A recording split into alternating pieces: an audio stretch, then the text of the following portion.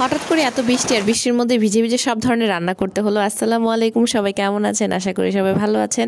আলহামদুলিল্লাহ আমিও ভালো আছি। সকালবেলা উঠে দেখি যে না রোদ ছিল, কোনো বৃষ্টিই ছিল না, এত সুন্দর একটা ওয়েদার ছিল। তো ভাবতেছিলাম যে আজকে চুলাটা একটু সুন্দর করে লেপবো, চুলাটা যেহেতু ভিজে গেছে। তো বৃষ্টিতে ভিজে ভিজে রান্না করছি, কি করছি সব কিছুই বলবো। সকালবেলা উঠে এখানে রুটি বানিয়ে নিতেছিলাম সকালের নাস্তায়। আর আমার চুলার রান্নাঘরটা একটু ওলটপালট করা হয়েছে আবারও, যার কারণে সব সময় এক এক সময় এক এক রকম দেখা যায় আর কি। ভিডিও করতে গেলে এক এক জায়গায় আর কি এক এক রকম দেখা যায়। তো এখানে একটা রুটি ছেঁকে নিচ্ছিলাম আর একটা বানায় নিতেছিলাম। এভাবে কিন্তু খুব তাড়াতাড়ি হয়ে যায়। আর হাত দিয়ে ঘুরিয়ে ঘুরিয়ে রুটি ছেঁকতে আমার অভ্যাস হয়ে গেছে, হাতে তাপ লাগে না। আমি এখন খুব সুন্দর করে আসলে রুটিটা ছেঁকতে পারি। আর এখানে একটা পেঁপে আর আলু ভাজি করছি গাছ থেকে পেরে। আমাদের এখানেই পাশেই রান্নাঘরের পাশে একটা গাছ আছে, তো ছোট্ট একটা পেঁপে, বেশি বড় না, খুব অল্প পরিমাণ ভাজি হয়েছে। তো এই চুলাটা আসলে ঈদের সময় রান্না করার সময় ভেঙে গেছে। ঈদের আগে আমি সুন্দর করে লেপছিলাম। আর এখানে অনেক পাতা ছিল, যেহেতু গাছের পাতা, আমাদের আম গাছের পাতা, তো আম গাছের পাতা দিয়ে রান্না করব ভাবলাম, তাই চুলাটা সুন্দর করে একটু লেপে নিচ্ছিলাম। আমি আসলে ঠিক ওইভাবে লেপতে পারি না, তো যতটুকু পারি ঠিক ওইভাবেই লেপে নেওয়ার চেষ্টা করি। এই সময়ও কিন্তু আকাশে সুন্দর রোদ ছিল, যে চুলাটা শুকিয়ে যাবে, আর রোদ ছিল অনেক, যে বৃষ্টি হলে তো আমি আগে চুলাটা লেপতাম না। তো তারপরও শুকায় গেছে অনেকটা। আর এখানে কিছু শাক ছিল, শাক ভাজি খাবে হয়তো আমার শাশুড়ি এনে রাখছে।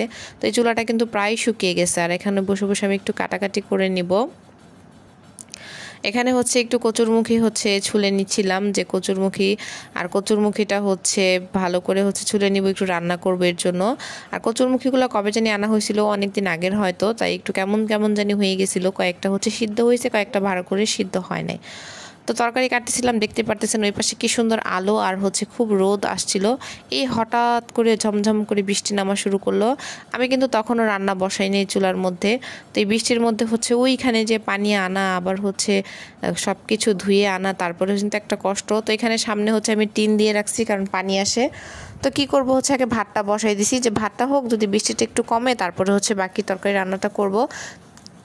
শেষ পর্যন্ত দেখলাম বৃষ্টি কমলোই না। বৃষ্টির মধ্যে আমি নেমে গেলাম যে আজকে বৃষ্টিতে ভিজবো আর রান্না করব। বৃষ্টিতে তো ভিজাই হয় না। ছোটোবেলা যে বৃষ্টি নামলে ভিজতে চলে যেতাম, ওই দিনগুলো যে কত আনন্দের ছিল। আর এখন তো বৃষ্টিতে ভিজাই হয় না। তো আজকে অনেক দিন পরে বৃষ্টিতে ভিজলাম আর রান্না করতেছি। আমার শাশুড়ি বলছে যে আমি ভিজতেছি বৃষ্টিতে, তুমি দাও, আমি সব কিছু এনে দেয়। আমি বললাম না, আমার লাগবে না, আমি করতেছি। কারণ আমি অনেকদিন বৃষ্টিতে ভিজি না। বৃষ্টিতে ভিজতেছি আর রান্না করতেছি। রান্নাঘর আমার শরীরের পানি দিয়েই পুরো রান্নাঘরটা ভিজে গেছে।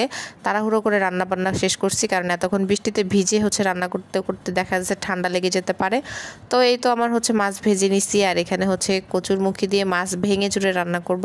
আজকে কোনো আস্ত মাছ দিব না, এক টুকরা মাছ ভেঙে দিয়েই কচুরমুখীটা রান্না করব। কচুরমুখী, আলু আর একটা কাঁচা কলা ছিল, একসাথে মিক্স করে দিয়ে একদম অল্প একটু তরকারি রান্না করছি, খুব বেশি না।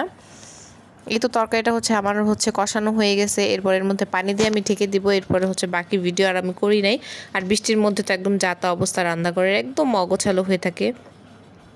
তারপর গোসল করে একটু ছাদে যাই, ছেলেও আমার সাথে যাবে। এখানে অনেকগুলো পাতা ছিল, সব বৃষ্টিতে ভিজে গেছে। আর কাপড়গুলো আমি সকালে ধুয়ে দিয়েছিলাম, এমনিতেও ভিজা ছিল, আবার বৃষ্টির পানিতেও ভিজে গেছে। তো একটু ভালো লাগলে লাইক করে দিবেন।